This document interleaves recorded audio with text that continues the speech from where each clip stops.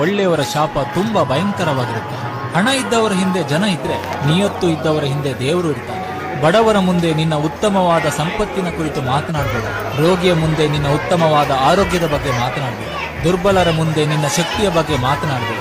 ದುಃಖಿತನ ಮುಂದೆ ನಿನ್ನ ಜೀವನ ಸುಖಗಳ ಬಗ್ಗೆ ಮಾತನಾಡಬೇಡ.